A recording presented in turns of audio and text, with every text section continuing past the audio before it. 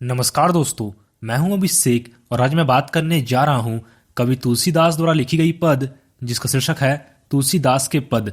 तो चलिए दोस्तों, शुरू से इस पद को समझने की कोशिश करते हैं।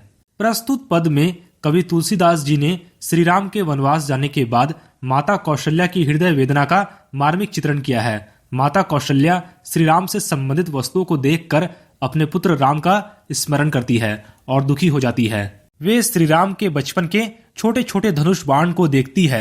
श्री राम के बचपन के जूते को देखकर उन्हें बार बार अपने हृदय और आंखों से लगाती है।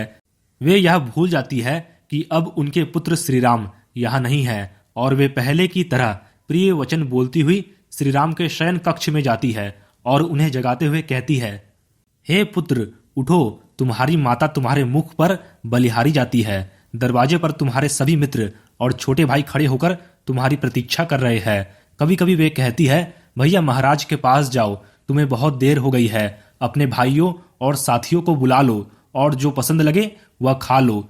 तुम्हारी माँ तुम पर न्यौछावर हो जाती है। लेकिन जैसे ही उनको स्मरण होता है कि राम यहाँ नहीं है, वे तो वन में चले गए हैं, तब वे चित्र के समान स्तब्ध और आश्चर्यचकित हो जाती है।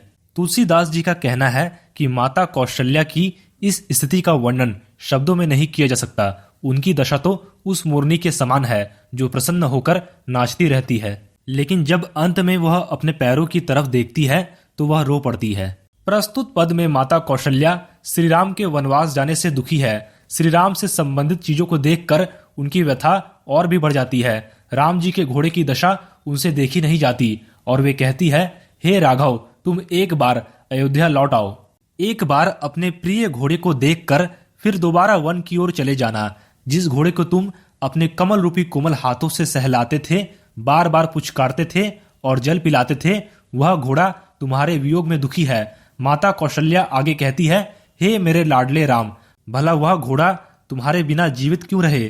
तुमने तो उसे पूरी तरह से भुला दिया है। यह तुम्हारा सबसे प्रिय घोड़ा था। इसी बात का विचार करके भरत इसकी 100 गुनी देखभाल करते हैं, फिर भी यह घोड़ा सुस्त हो गया है और ऐसे कमजोर हो गया है मानो कमल पर हिमपात हो गया हो। माता कौशल्या पथिक को संबोधित करते हुए कहती है, हे पथिक, यदि वन में तुम्हें कहीं राम मिल जाए तो उनसे मेरा यह संदेश दे देना कि मुझे इन घोड़ों की बड़ी चिंता रहती है, इसलिए वे एक बार आकर इन्हें सांत्वना दे जाए।